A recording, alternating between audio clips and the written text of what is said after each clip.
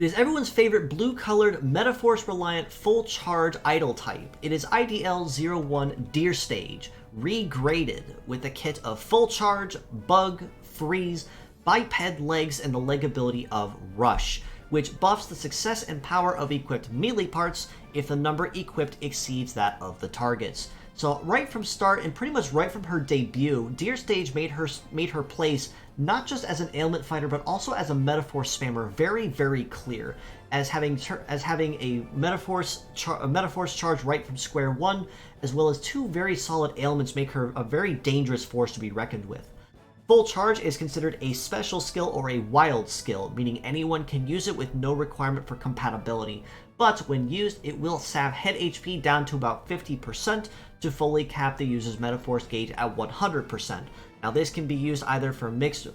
parts fighters that require Medaforce charge, such as Hyper Beam, Microwave, Beam Sword, whatever the case may be, or even as a pure set. This does allow her to spam Medaforce very quickly and very easily to, say, get a required buff up and running for the team that the strategy relies on. Bug is a status ailment and also a turn skipping skill, which means upon attacking the target, if you catch them in their heat phase, it will force them to go into turn skip, meaning that essentially their entire next turn leading up to the line is effectively wasted, buying you a few extra seconds to outrun them or get to the line faster to take out a more dangerous fighter. And freeze, of course, is another ailment and definitely the more sought after of many ailments we have access to.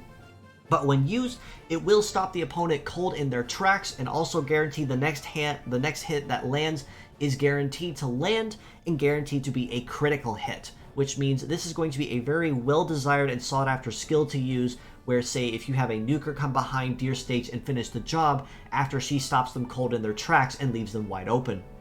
Now,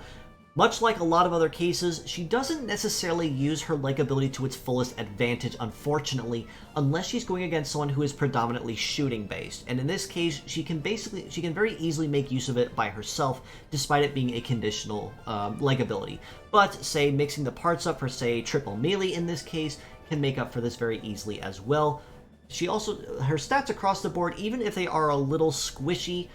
pretty much what you'd expect of standard females going forward, she definitely does pack a lot of very good mobility, which is something that makes her legs very handy to make use of on mixed fighters. And I've seen a lot of times people using her head and her legs together, and then pairing it off with double melee arms, such as Beam Sword or Ghost if possible, or even Ghost Shot, to capitalize on the Medaforce charge right from square one. Now, Deer Stage tune-up bonuses basically take her already interruption-based kit and make it even better. Her head more or less has kind of access to the same upgrades and buffs as Cross Messiah does, at plus 50 to cool, charge bonus minus 20% requirement upon activation, and head use plus 1. Now, similar to Cross as well, you absolutely want to capitalize on the minus 20% reduction in cost to use full charge, which means instead of using 50% when fully capped, it will use only 70%. And the extra head use allows Deer Stage to spam Medaforce or fill her charge gauge twice, whether that means to spam Medaforce twice or spam Medaforce once, and then use it again just to make use of a high-end Medaforce reliance skill and just pick the opponents off like fish in a barrel. Right arm of Bug has access to plus 300 to armor, plus 150 to power, and damage plus minus 10% bonus to cool when used, which means she'll be running just a little bit faster when in her cooldown phase going forward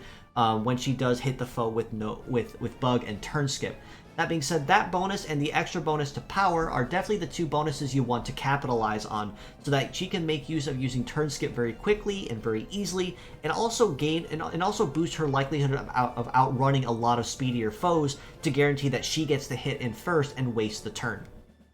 Left arm of Freeze has access to more or less kind of the same armor buff at plus 300 to armor, plus 50 to heat, and damage plus, if I did rate it correctly, the duration of Freeze is extended when you have access to this buff. That alone makes that arm very highly sought after and definitely a must-have buff. Whereas Freeze by itself does last for a pretty moderate amount of time, having the extra duration of it does make it very highly sought after to buy you just a few extra seconds, even at the minimum, to prep a turn, or even let you stall and ignore them one or two turns before without having to refreeze them or stun them.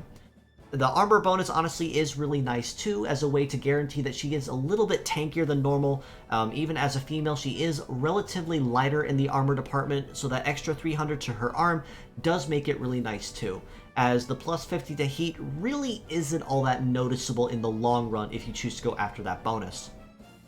Her legs, on the other hand, have access to a pretty large number of bonuses, all of which are really, really good though. Plus 300 to armor, plus 200 to evade, plus 300 to shoot resist. Rush gets a success and power bonus of plus 100 each when activated, and terrain also grants her S rank on Prairie.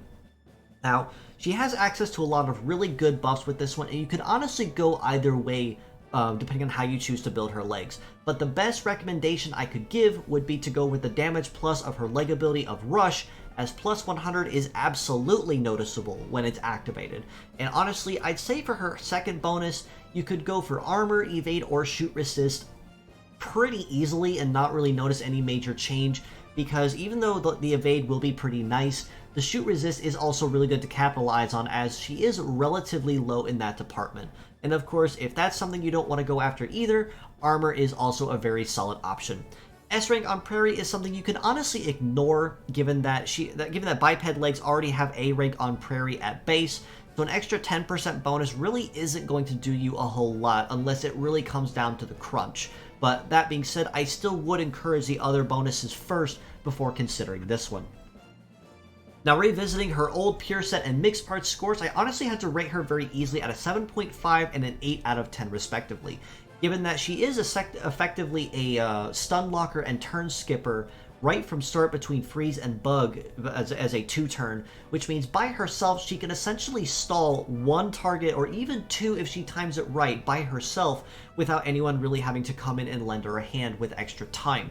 That being said as well, one of the other big weaknesses that Deer Stage does have, being an ailment fighter, is of course anyone that is using Stat Cleanse. And if anyone is using it and has it activated, a good chunk of Deer Stage's pure viability as a pure set effectively is wasted and made essentially null and void, with the exception of full charge to spam Medaforce. However, including her her Tuneup upgrades and what she has available to her, I would honestly have to grade her much higher at an 8 out of 10 for a pure set score and a 9.5 as mixed parts, given that even though Bug and Freeze by themselves can be very, very dangerous in the right hands and very good for one bot turn skipping and stun locking, her legs and her head absolutely once again are going to be the big MVP parts, especially for Medaforce reliant Unukers, especially with 2 charges of full charge and the lowered cost on how much head HP is sapped, and the high-end damage on the legs honestly also does emphasize that Deer Stage will get up close and personal when it comes to damaging foes.